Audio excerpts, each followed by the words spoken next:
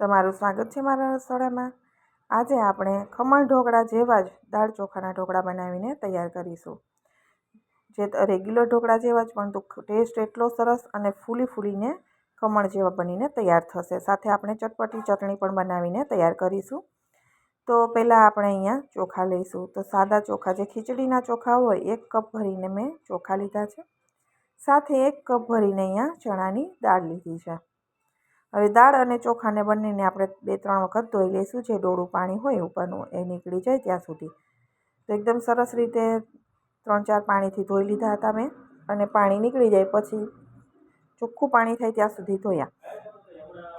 હવે સાથે આપણે 1 ચમચી ખાંડ અને અહીંયા ખાટી છાશ નાખી છે મેં 2 કપ ભરીને, જેથી આપણા ઢોકળા છે ટેસ્ટમાં એકદમ સરસ એવા બનશે। ખાટી છાશ નાખી અને હવે આપણે ઢાંકી દઈશું। ઢાંકી અને આપણે 5 થી 6 કલાક માટે ચણાની દાળ પલળે ત્યાં સુધી રહેવા દેવાના છે। એટલે મેં આ પ્રોસેસ સવારે કરી હતી અને ઢોકળા અમે સાંજે બનાવ્યા હતા। તો દાળ છે એ તમે જોઈ શકો છો એકદમ સરસ એવી ફૂલી ગઈ છે। આ રીતે હાથેથી તોડો ને તેના ટુકડા સરળતાથી થઈ જાય છે। તો એકદમ સરસ છાશમાં પલળી ગઈ છે, એટલે ખટાશ હતી છાશમાં, એટલે આપણું બેટર છે એકદમ ખાટું બનશે। હવે છાશ સાથે જ આપણે પીસીને તૈયાર કરી દઈશું। તો આપણે મિક્સર જારની અંદર નાખી અને એકદમ સરસ જેટલું ફાઇન પીસાય એટલું પીસાઈને તૈયાર કરશું। ત્યારે ઢોકળાનું બેટર હોય એવું પીસાશે। તો સાથે બધું જે ચણાની દાળ છે મેં 2 વાર પીસી હતી, અને એની સાથે અહીંયા તીખા મરચાં અને આદું પણ નાખી દીધું છે। પછી એને આપણે મિક્સરમાં પીસી લેવાનું છે। તો એકદમ સરસ એવું બેટર બનીને અમારું તૈયાર થઈ ગયું હતું। અને જો તમને ખાટું લાગે તો ફરી તમારે થોડી છાશ એડ કરી શકાય, જેથી ખટાશવાળા ઢોકળા હોય તો આપણે ખાટા ઢોકળા ખાઈને એવો મસ્ત ટેસ્ટ આવીને તૈયાર થશે। અહીંયા બેટર એકદમ પરફેક્ટ બની ગયું છે, તમે જોઈ શકો છો એકદમ સરસ કણીવાળું બેટર તૈયાર થઈ ગયું છે। હવે આપણે એને મિક્સિંગ, કોઈ પણ વાસણ હોય મોટું મિક્સિંગ બોલ, એમાં આપણે કાઢી લઈશું બધું બેટર કાઢી અને પછી આપણે એની અંદર સ્વાદ પ્રમાણે મીઠું નાખીશું અને હળદર નાખીશું, અને સાથે 1 ચમચી અજમા છે આ રીતે હાથથી મસળીને નાખવાના, જેથી આપણે જે પાચન થતું હોય એના માટે પણ ફાયદાકારક અને સુગંધ પણ સરસ આવે। સાથે 2 ચમચી સિંગનું તેલ લીધું છે, એ નાખી અને સરસ રીતે આપણે મિક્સ કરી ફેટી લેવાનું છે। બેટરને એકદમ ફેટવાનું છે, સરસ હવા ભરાય એવું। તો અહીં આપણું બેટર છે એકદમ સરસ એવું રેડી થઈ ગયું છે। તો હવે ઢોકળાની પ્લેટ છે એને આપણે ગ્રીસ કરી લઈશું। ગ્રીસ કરી અને આપણે સાઈડમાં રાખી દઈએ, અને સાથે અહીંયા આપણે ઢોકળાના બેટરની અંદર ઈનો નાખી દઈશું 1 ચમચી ભરીને, અને મેં સાથે સ્ટીમર છે એ પાણી નાખી અને ગરમ થવા માટે પણ રાખી દીધું છે ઢોકળિયું। ચમચી ઈનો નાખી અને સાથે 1 ચમચી આપણે પાણી નાખીશું, જેથી ઈનો છે એકદમ એક્ટિવેટ થઈ જાય સરસ એવો। અને પછી આપણે મિક્સ કરી દેવાનું છે, એકદમ પ્રોપરલી મિક્સ કરી દેવાનું। બધો ઈનો છે એકદમ સરસ થઈ જાય, ઉપર ફીણ ના તળવા જોઈએ। હવે આપણે બેટર જેટલું આવે એટલું એક પ્લેટમાં ઢાળી દઈશું, અને બાકીનું છે એ આપણે બીજા વાસણમાં નાખીશું। તો અહીંયા ટેપ કરી દઈશું જેથી સેટ થઈ જાય, અને આપણે હવે એને ઢોકળિયામાં રાખી દઈએ। પાણી પણ સરસ ગરમ થઈ ગયું છે। ગેસની ફ્લેમ હાઈ કરી દઈશું અને 10 મિનિટ માટે આપણે સ્ટીમરને રહેવા દઈશું ઢાંકીને। 10 મિનિટ પછી તમે ખોલીને ચેક કરી શકો છો। બાકીનું જે બેટર વધ્યું છે એને અહીંયા કેકના મોલ્ડની અંદર નાખી દઉં છું, જેથી આપણા ફૂલીને ખમણ જેવા ઢોકળા તૈયાર થાય છે। જો વાસણ મોટું હોય તો ઢોકળાની સાઇઝ મોટી થાય અને એકદમ સરસ દેખાય। અને તમારે લાઈવ ઢોકળા જેવા ખાવા હોય તો તમે થાળીમાં 2 ચમચા જેટલું બેટર નાખીને પાતળા પણ ઢાળી શકાય। હવે આમાં બેટર થોડું વધારે છે, એટલે એને આપણે 14-15 મિનિટ જેવું રાખીશું, અને 10 થી 12 મિનિટ જેવો સ્ટીમરનો અહીંયા સમય થઈ ગયો, એટલે એ મેં ખોલીને ચેક કરી લેવાનું છે। ગેસની ફ્લેમ અત્યારે લો કરી દેવાની। તો આપણું ચપ્પુ ક્લીન નીકળ્યું છે, એટલે કે આપણા ઢોકળા છે હવે સરસ બફાઈ ગયા છે। તો આપણે ગેસ બંધ કરી અને આપણે નીચે લઈ લઈશું, અને અહીંયા આને પણ 12 મિનિટથી ઉપર સમય થઈ ગયા પછી મેં ચેક કર્યું હતું, તો ત્યાં પણ ચપ્પુ છે એકદમ સરસ ક્લીન નીકળ્યું હતું। એટલે ગેસ બંધ કરી આપણે એને પણ નીચે લઈ લઈશું। બંને ઢોકળાની પ્લેટો છે આપણે નીચે લઈ લઈશું હવે, અને ઠંડા થાય પછી આપણે એની અંદર કાપા મૂકી અને ઢોકળાને ડિમોલ્ડ કરીશું, વઘાર કરીશું। તો આપણે કટિંગ તમને જોઈએ એ પ્રમાણે નાના મોટું ઢોકળાનું કટિંગ કરી દેવાનું।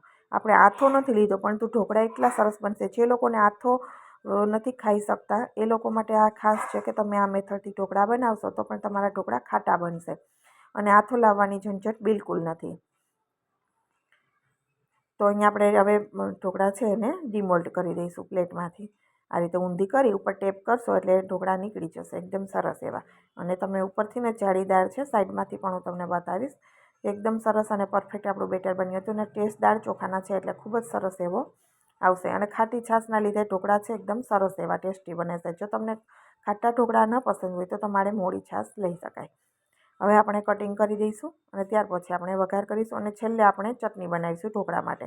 તો વિડીયો છેલ્લે સુધી ખાસ જોજો અને જો તમને મારા ઢોકળાનો વિડીયો પસંદ આવે તો મારી ચેનલને સબસ્ક્રાઈબ જરૂરથી કરી દેજો.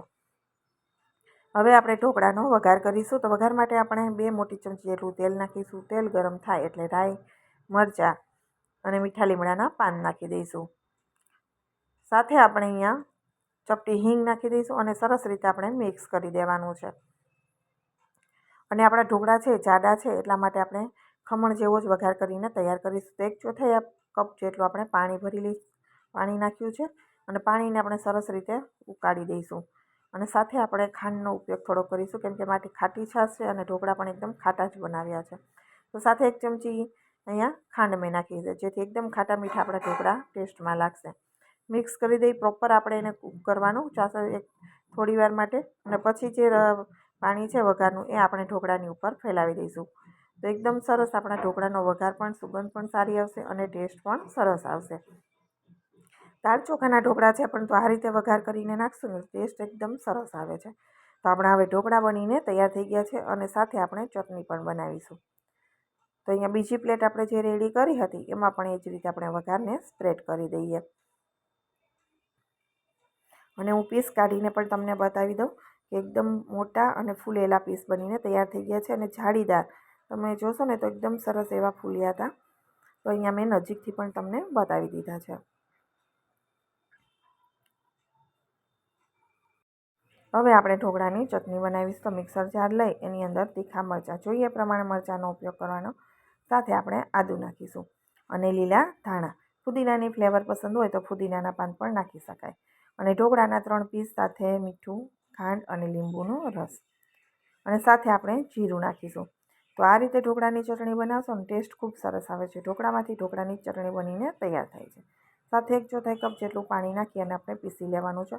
તો એકદમ સરસ એવી આપણી ચટણી બનીને તૈયાર થઈ ગઈ છે. તો બોલમાં એને કાઢી લઈએ. તો ઢોકળા અને ચટણી બંને રેસીપી આપણી તૈયાર થઈ ગઈ છે. તમને ચટણી અને ઢોકળાની રેસીપી કેવી લાગે છે એ કોમેન્ટ બોક્સમાં જણાવજો. વિડીયોને લાઇક આપજો અને વધુમાં વધુ લોકો સાથે શેર કરજો.